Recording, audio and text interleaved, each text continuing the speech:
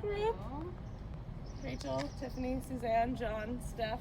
There's our name circle. I'm getting good at this. Okay, so today on this walk, on Thursday we're picking up 2 new families. The pea family, or the legume family, a very big, well-known family. And then we're also, on Thursday we're picking up this family called the evening primrose family, but we're probably not going to see any evening primrose flowers on today's walk, so maybe I'll talk about it. Maybe not. But what we picked up last week, Ranunculaceae, remember that? Way back when? Okay. We will try to find 2 out of 3 of those, actually all 3 of those require genera. And one of them is actually right here. Right here, it's this veg. And so check out this veg, check out the leaves. And they are kind of complicated. Here is a good one that's sort of on its own right here. Yeah. So this is all one leaf in my hand.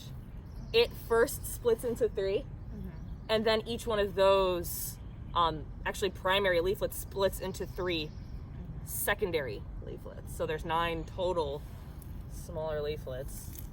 So does anyone by chance remember the genus name or the name of this type of leaf architecture? Trifoliate?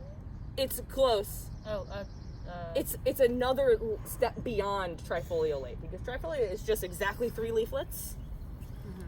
Ternately. Exactly. This is called twice ternately compound. Yep. And it's a genus in Ranunculaceae. I don't remember which one that was.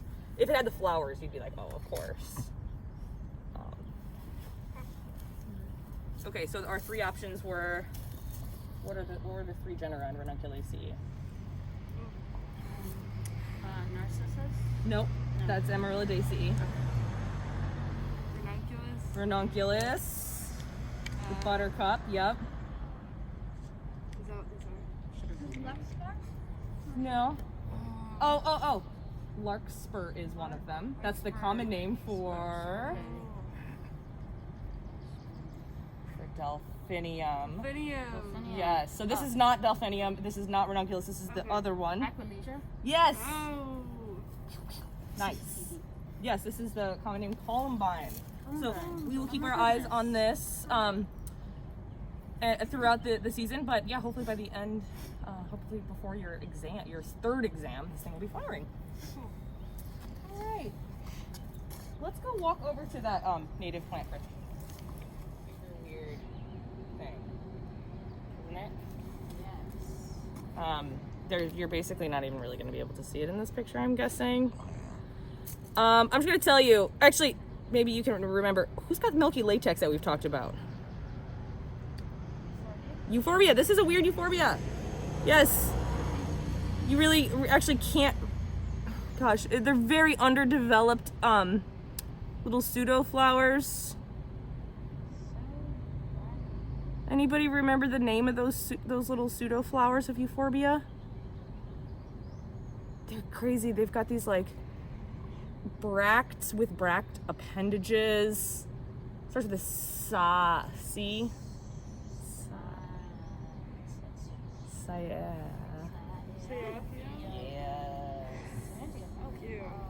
Nice. This is another one that I would just love for us to keep our eyeballs on for the next couple of weeks. This is it toward very early, and we will watch those very strange Cyathea develop.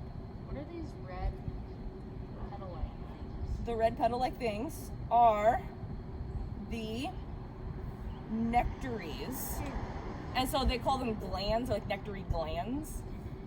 And I can't really tell right now. I guess I'll pull my hands out. But these nectary glands might also have appendages, which are petaloid. Super crazy. For our purposes in this class, we can basically just call them bracts. That's fine. They're like you said, they're things that are acting like petals, but they are petals. Oh yeah, with the hand lens, you can kind of see a little bit more. Tiffany, do you want? I see Rachel's got one. But you got one? Okay, cool. Very nice.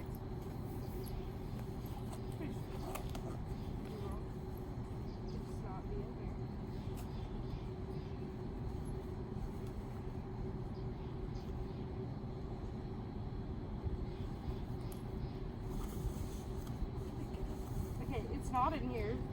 So I might take that. Here you go. It's yours for the day. I mean, a couple of hours. I need it back after this walk. So yeah, this is, remember Euphorbia? This is sort of the odd plant that we picked up on Succulent Day. Odd because it's, well, not succulent in California. But it is, most of species of this genus are succulent. Most of the species of this genus.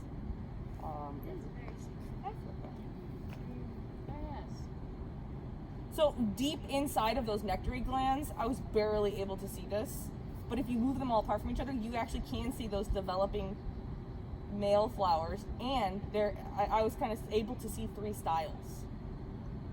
Because remember, this is the really weird thing where the very large 3-lobed ovary will eventually develop and like fall out of the middle of those bracts. And then it's just hanging out, like it does a 90-degree turn and it just flops out of those glands. And it does have 3 really nice styles that at this point it's still so young that it's not doing the flop out thing, but So the middle one is the male flower and what's here on the side are the female flowers. you mean inside of those red nectaries? Because that's where all of those are. There's other stuff going on here. It's a very complicated structure because there's different levels of bracts. Yeah. And the flowers come like in between the different levels. So Yeah. So I'm referring to like the stuff inside of the green bulb. yeah. Yes. Okay, yes. So those are, those anthers that you're seeing, those yellow things. Yeah. Those are those staminate flowers. Okay. And there should be more than just a couple of them. Like there's actually a bunch of them in there, I think. Yeah. Each one of the stamens is an entire flower, Oh wow. which is wild. Yes. And then you may or may not be able to pull those apart and then find at this stage, the very small ovary, which is in and of itself an entire pistillate flower. It's wild. It would be sort of embedded in between all of those stamens. It would be coming out of the middle of them. And you really probably, all I could see was was 3 styles. Maybe? No. Yeah, they're really hard, especially without a microscope. You know, when you're sitting at a microscope with a dissecting, like at a station with a dissecting scope, you can have something tiny like this and basically hold it down with a probe, with a little metal probe, and then peel them off sort of burrito style layer by layer and see these things much more easily. So just because you can't see them with your giant human fingers, it's not because you're a not amazing botanist or anything. Okay, let's go over to that. This one is also labeled Ranunculaceae, which is the same genus as Aquilegia with the twice ternately compound leaves, but this one definitely does not have twice or compound anything going on, nor ternately anything. These leaves, like this is just one whole single leaf right here. This whole leaf. Definitely not compound. Those leaf segments are broadly attached at their base. But the venation is pretty clearly what? Either the lobes or the venation. Use that same word. Palmate, yeah. Exactly. So, are there only 3 genuses in Ranunculaceae, or are there a lot more? There are a lot more, actually. Yes, in Ranunculaceae, there's, worldwide, I bet there's hundreds of genera and thousands of species. And in California, we've probably got about 15 or 20 genera. Yeah. And a couple, maybe 100 or so species within the family. So we're only picking up those 3, the Ranunculus, the Aquilegia, and the Delphinium. And conveniently, all 3 of those have really distinct leaves, except for Ranunculus. Aquilegia, very distinct, twice ternately compound, one we just talked about. Delphinium, also very distinct. They always have simple, palmately lobed leaves. Delphinium. So is cow's parsnip, is that in this No, but I see what. But yeah, because it looks Ye- very similar. Yes, cow's parsnip is a really big plant that has leaves that look very similar to this. Yeah, but it's in a different. It's in a different family that also has palmate leaves. Yeah, that's in the carrot family. We'll pick that up in a couple weeks. Okay, cool. Yeah. Yeah. So Delphinium, we don't have the flowers of Aquilegia nor Delphinium. They're just both kind of a little later flowering things. But this is the one that has the common name Larkspur. This one's apparently called the Colombian Larkspur, native to California. Okay, all right. That's an interesting combo, but all right, that's fine.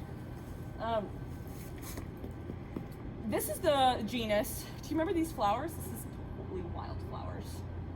It's the one that we talked about with the zygomorphic flowers in the family.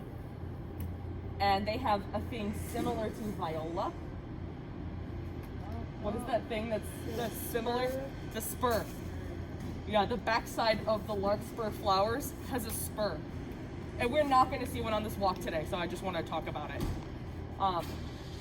The spurs are, remember, it's that upper sepal, and there's 2 nectar-producing petals inside of that sepal. Crazy. That's very different from the nectar-producing structures in Aquilegia, the columbine that we were talking about. Right. What are those ones like again? Those flowers like? Or the spurs? Those are Those- like staminate. Well, Those ones with like the guard caps. No, that's Delphinium. That's this one. Okay, that's that one. Okay. So in Delphinium, the 2 upper petals are nectar producing, and the 2 lower petals are guard petals. Okay. But in Aquilegia, that's one of the radial ones. Remember, it's the one with like not just 1 spur in the back, but it's got 5 spurs coming out of the back. Oh, right. Remember that? Yeah. Looks like it's like Oh yeah. this. Yes, yeah. It's you've got 5 spurs coming out of the back. It looks like a shooting star, kind of. Yeah. Okay. Yeah, that we may see on our walk today. I'll keep my eyes peeled for sure. But there's a bunch of that on campus, though. This is the only Delphinium plant on campus that I know of, and it's not flowering yet. Okay, so Aquilegia, like Delphinium, it has nectar-producing petals, but unlike Delphinium, all 5 of its petals are nectar-producing, and all 5 of them are spurred. They're not like in a sepal spur or anything. They're just these independent spurs, and something with a really long tube is going to have to fit back in each one of those spurs for Aquilegia. Yeah. Which, since we're focused on this for the video, the Aquilegia, to remind you all, is this one, which is a very tiny, there's a tiny individual right here, but this is again the one with the twice ternately compound leaves, Aquilegia. That's the one with the 5 nectar-producing spurred petals in the back. Okay, cool. Cool. That's good for now. Not Ranunculaceae. This is a family we have not yet picked up together. We're going to pick it up right now. This is called, this is a member of the legume family, also known as the PEA family, or the bean family. This is one of the biggest families on Earth, next to Asteraceae and Orchidaceae. This is the 3rd biggest family on Earth. And a good chunk of the family, not all members of the family, but a good chunk of the family have this exact floral format that we're looking at right here. So do you see, first of all, let's start at the outside. There are like 5 fused sepals. 5 fused sepals, see them? Get a new one if you need to. We got plenty more even of those if you want a new one. So the 5 fused sepals, very small. Very, very, very small. There's the sun, yeah. And then you've got these giant showy things. These are the petals. The largest of those showy things is in the back, and it's got those 2 like eye spots sort of looking on them. Okay, that's the biggest petal. That's one of its actually 5 petals. And it's so big, and notice how it's literally outside of those other petals. You know, normally when we talk about petals, they're all perfectly in line with one another. Here, they are layered. That is wild. That is not something that we've really ever seen before. Okay, so that one petal that's very large is called the banner in this family. You just call that big petal the banner. It's like in the back, and it's big and showy. Okay, now just inside of the banner are 2 more petals. You see those? Those are the lateral ones. They're called the wings. That makes sense, kind of, because they're on the side, and they're kind of wing-shaped. Okay, now inside of those wings, do you see a little thing that looks like a tiny, tiny boat? Looks like a tiny canoe. Yeah. Yeah. Okay, so Are you can remove those petals if you want. Oop. those two more petals? Those are. Fused at the top? They're fused actually through their entirety, Okay. not just at their top. So that was another wing. That was a wing, and now I'm left with the keel. Haha. Of a boat. Yes. I'm gonna remove the sepals too, sort of. So the keel, yeah, like Tiffany just guessed, or maybe knew. I don't know. That was a good guess, if not. That's 2 fused petals. Yeah. Okay, now do your best. Get inside there, because we of course haven't even seen the sexy bits yet. There they are. Oh my gosh. I'm sorry, people watching this. Can you see those in the camera, sir? Oh yeah, they look great. Nice. So there's actually 10 stamens here. You don't have to try to count them. I'll just tell you. There's 10. But notice that their bases are fused. So in these 10 tiny little itty bitty stamens, if you follow them each down to their base, again, you're now inside of that keel. If you follow those stamens down to your base, you'll notice that they are indeed forming a tube. Do you see that? The stamens are fused.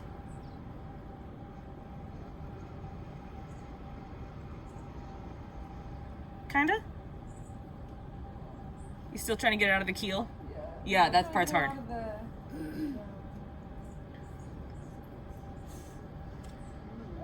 So what's weird though is that even though like it looks like all 10 stamens are fused, actually the top one here is not fused. So that dark thing, if you can see it in the camera, that's in the middle, Yep. that is the ovary. So if we want to expose the pistil, we need to take all those 10 stamens off. Oh gosh. Do you want to see the stamens? I got them. Oh, you did? Yeah. Already? Okay. I mean, I got the seal. Oh yeah. I think I really broke it down. Take a new one if you want. You good? Yeah. Okay. I'm tired. Yeah, it's gonna be really hard anyway for the camera probably, but And there's your. oh, there, I did it. Okay.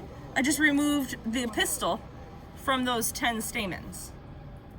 They were in the middle of those 10 stamens, and now you can barely maybe see the style and the stigma up there, and then that ovary. Notice how it looks like a tiny green bean? It's because it kind of is. Yeah. Cool. Nice. Okay, that's probably good. So you all grabbed a pom-pom. So that pom-pom that's in your hand is approximately 2 dozen flowers. What? That's not just one flower, that thing that you just grabbed. It's literally approximately 20 or so individual itty-bitty flowers. All you can see from this flower, from those flowers, is stamen. There's just an incredible amount of stamens. So maybe you can see in the camera. I bet you can't. Oh yeah. The individual flowers here. They are the tiny, tiny pom-poms. And actually, maybe you can see this in the camera even. There's the stigma and the style poking out of a single one. And if I'm gonna give you guys all this one that I grabbed too, because I'm guessing you grabbed like one of those really fluffy ones. And if you could try to find the bases of those flowers, but they're so tiny. Remember how small that pistil was of that last flower we just dissected? This is probably 1/10 the size of that. So I'm sorry to say, but I do not think you're going to be able to remove that pistil with your giant fingers.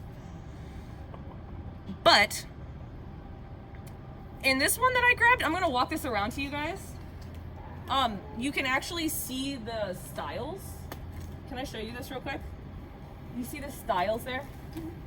So that's the sign that actually each one of those is a flower. So this is a little bit younger one, and see the styles right there? Exactly. So each one of these little clumps is one flower. Wow, that's impressive. You got it. Can you actually show the camera that, please? Yeah. Thank you so much. Oh, sorry. I'm not worried. So this is one flower. And Almost got it. basically all you can see is stamens. That's basically this whole flower. You've got that one pistil in the middle.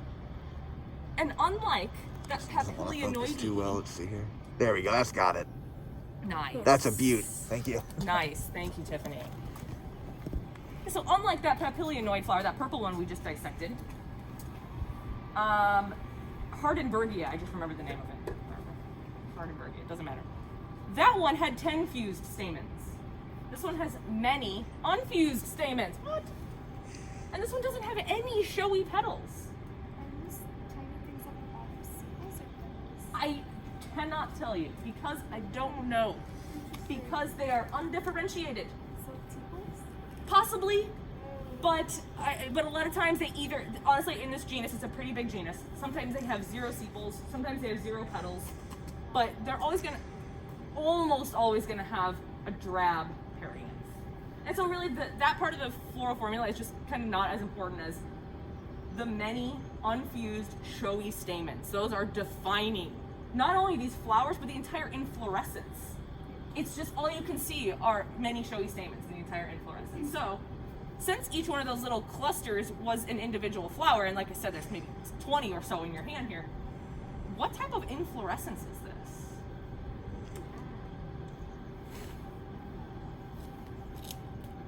They're all sessile, along an unbranched axis.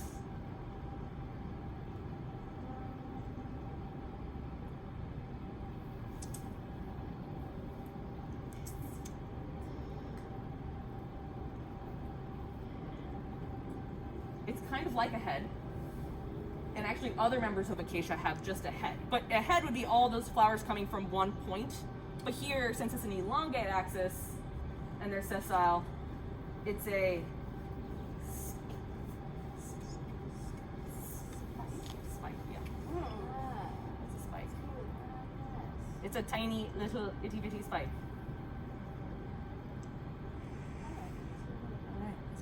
So here's another member of Fabaceae. There's those 5 fused sepals. Here is, actually it's banner. So they're kind of held in a weird way. Here, oh yeah, it's held like this actually. Here's the banner. Here are the 2 wings. Right there on the sides.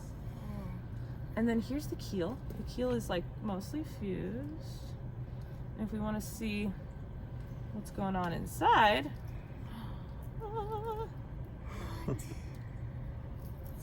There we go. So there's the keel. Again, the keel down here, this is 2 fused petals. And then there's, well, right in the middle, that giant green thing, that is the pistil, the legume, the baby green bean. And then the rest of the stamens here, there's 10 of them. And you can kind of see that they're like sheathing around that pistil. They're forming a tube. Actually, I just ripped that tube in half. But basically, 9 out of those 10 stamens are fused, and then the upper one is free. Crazy. Okay, that's it. Here's the stem here. Here's another stem from the axillary bud of this leaf. So when I pop off this leaf, this is a whole leaf, I know. It looks like we have leaves that, here's the primary leaflet. This sort of larger structure that's attached to the main axis. And then the secondary leaflets are these tiny, tiny little needle-like things. Like one of those that I tripped off is a secondary leaflet. Like these little structures. So, in other words, this is twice pinnately compound with very, very, very tiny secondary leaflets. Cool. Okay, look really closely at your leaf. Does anyone have a leaf? Grab one. You guys have a good one? You got it. Oh, dang it. Okay, maybe it might be better on a bigger, older one. There is these little tiny, extra floral nectars at the base of each one of those leaflets along the rachis. That's cool. there's a little donut-looking extra floral nectary. There's one. There's one. Sort of. Very tiny. Cool. Very cool. Hang on, more than a sec. Very nice. Okay. Look out there, there's a poo. Okay, yeah, that's all I'll say about that. So, extra floral nectaries.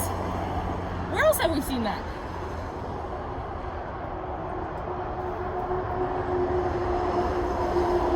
Or either the genus or the family? It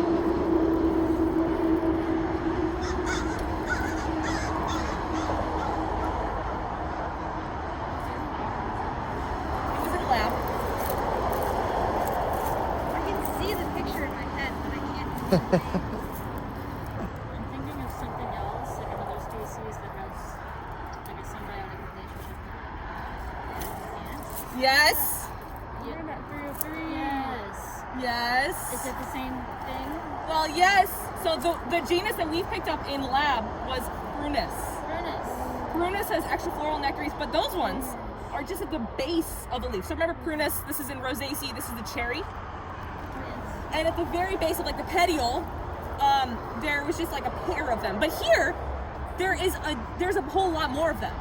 And then, like Suzanne just said, the relationship between the extra floral nectaries and the plant is that they're trying to attract ants. These ants that are acting like an aggressive army to keep other herbivores away. So the ants, they're not that bad for the plant. They don't eat the leaves. Instead, the plant provides nectar.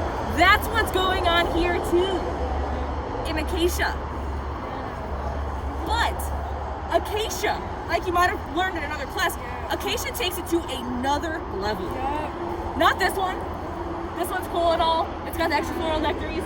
But in South America and in Africa and in Australia, in really hot, dry places where there's giant herbivores like rhinos and giraffes, the defense that they have is not only the army of ants, but they have these giant thorns.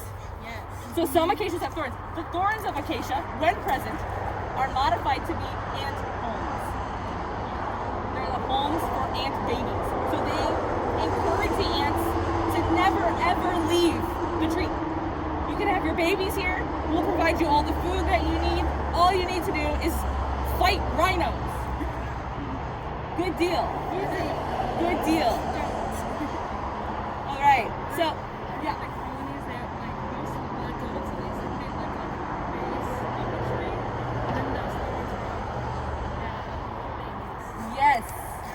Yes, and also some of the ones that have really, really intimate relationships with their aggressive ant colonies, they even have these little protein packets at the end of their leaflets. I'm going to show you pictures of that on Thursday. Yeah, and just to be clear, this one does not do that.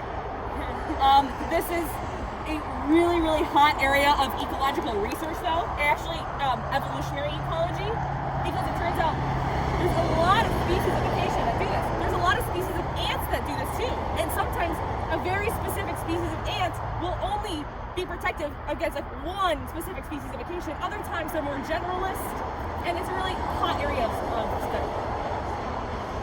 Anyway, the other thing that I wanted you to notice about acacias were, of course, the flowers, which are just like those other ones that we looked at. We've got another head of tiny, tiny flowers with the showy stamens. And here's last year's fruits on the ground here. Oh, that's cool. Nice. Yep. Neat. Yep. So it looks kind of like the two, oh, here's a good one that's kind of partially opened. Most of these are the two sort of legume valves that have separated from one another. Nice. So that tiny little style and pistil that you can barely see in these flowers will become this big by the end of the season. They're like 2 millimeters long in the flower, and they grow times like 2,000% or more. Good to go?